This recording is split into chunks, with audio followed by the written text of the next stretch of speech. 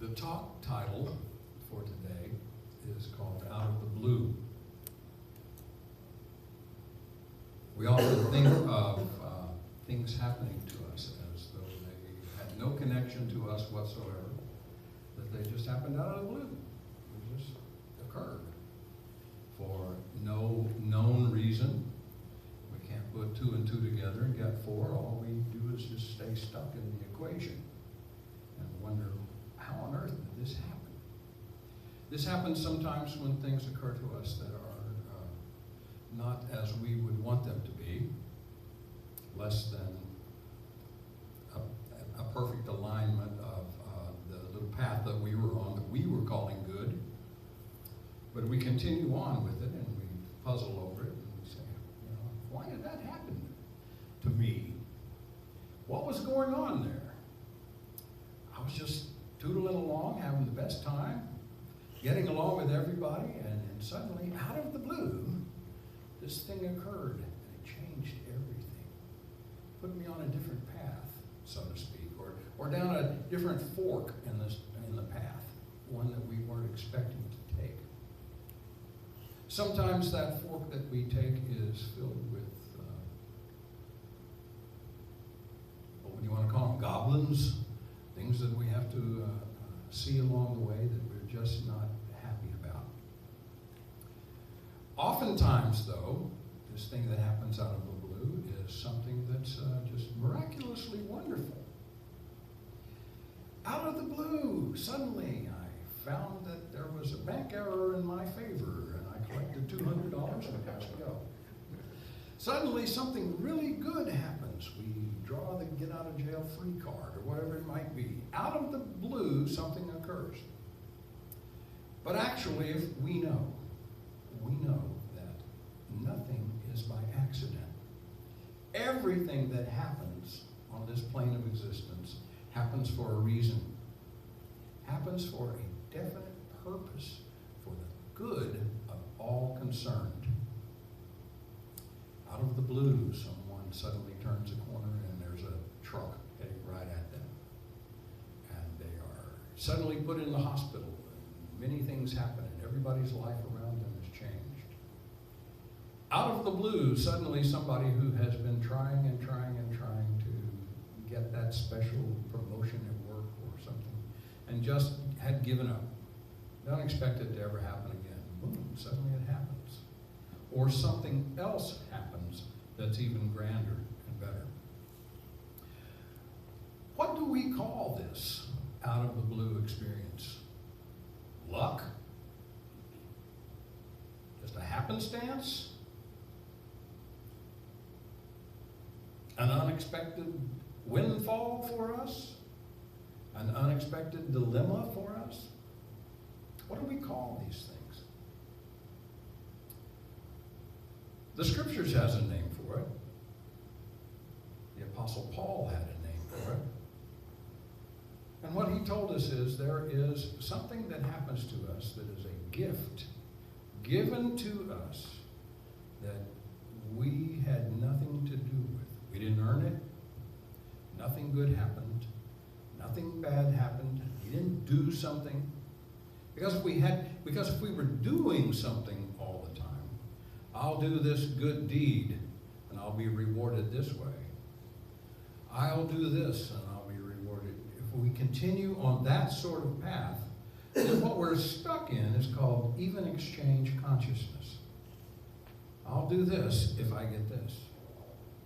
Oftentimes our prayers, or the ancient prayers, were like this.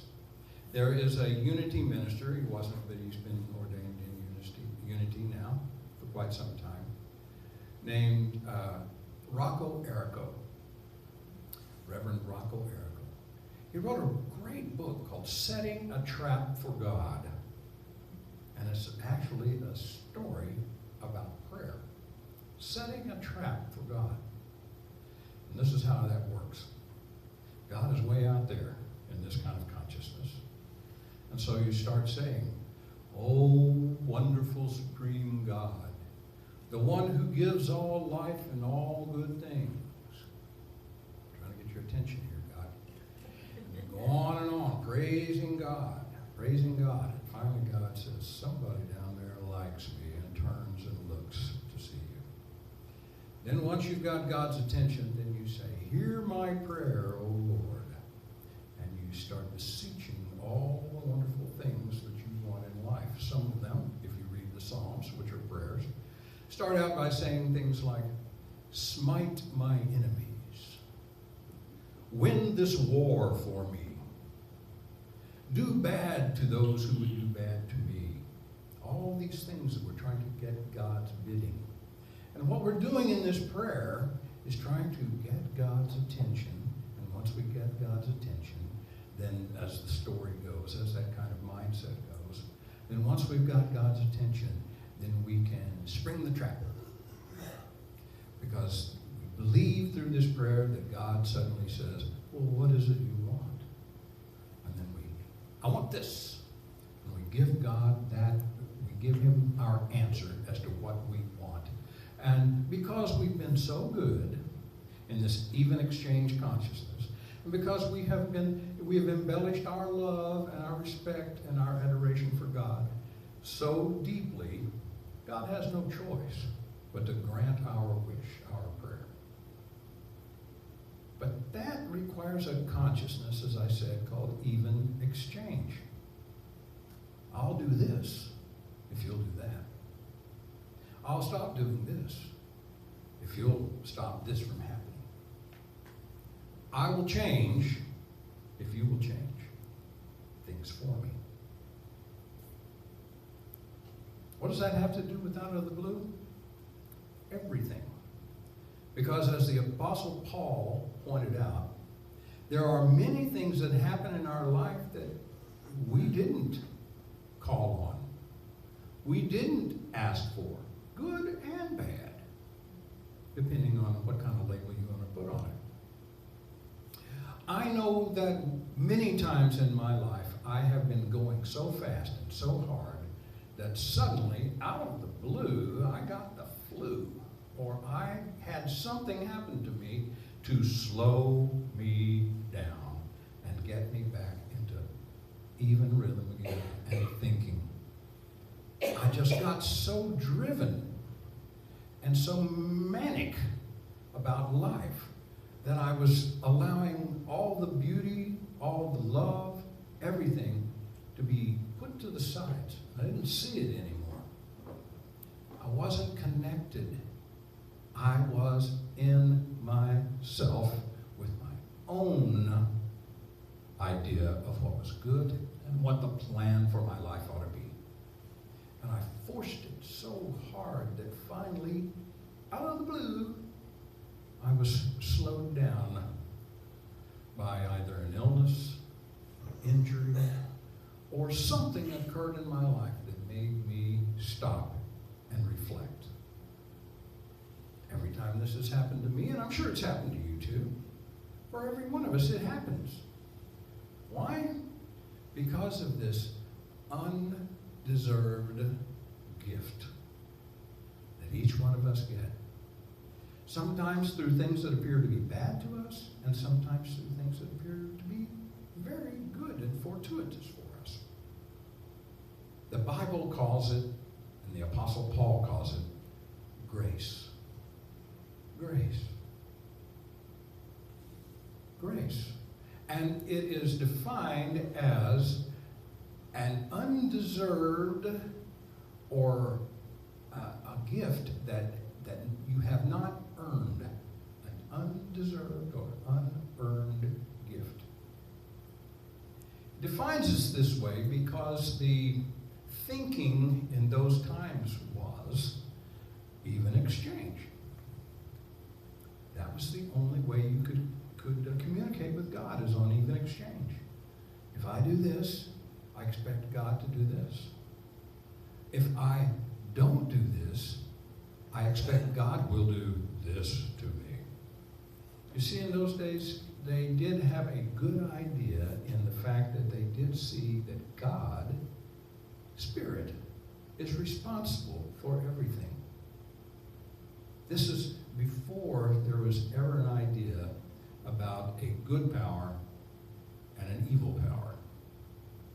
There was no such thing as a dark power and a power of light. There was only the light. And we've sort of come back around to that idea. If there's only one presence and one power, then that power is guiding us in all our ways. And our health, and our happiness, and our success are fully assured at all times. Now, that doesn't mean that we have to like what's happening to us at any given moment. We just have to recognize the source from which it comes. It comes from one of two places. It comes from us recognizing and being connected to God, or it comes from us not recognizing and not being connected to Spirit. Being in that driven mode. Being in that mode where we just know what's best, and if everyone else would just cooperate, our lives would be wonderful. It's all their fault. When we do that, we see an other out there, and we drop into this illusion of separation. For us to be totally connected, we have to be in that situation where we recognize the presence of God moving through us all the time. That's sort of a theme that I've developed in life. I think all of you have too. This idea, as I said simply last week, that life isn't happening to me, it's happening through me. So it's all of our responsibilities to look out there into life, see the circumstances that are happening, not try to analyze to the point of what was I thinking, what was I doing, what kind of actions was I taking. We just stop that sort of thinking because it's just an academic exercise. What's really going on for us is just remembering and returning to that connection once again. You know, Jesus called that repenting. Ooh, we don't like that word, repenting. Because it associates something in there of repenting with some kind of guilt, some kind of punishment. When in reality, that is not the case whatsoever with repenting. Repenting is simply turning your mind, turning back to God, turning once again.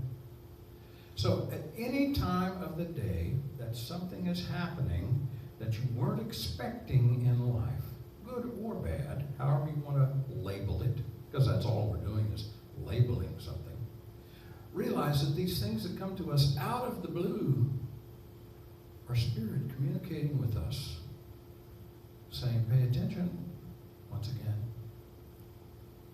It's still here.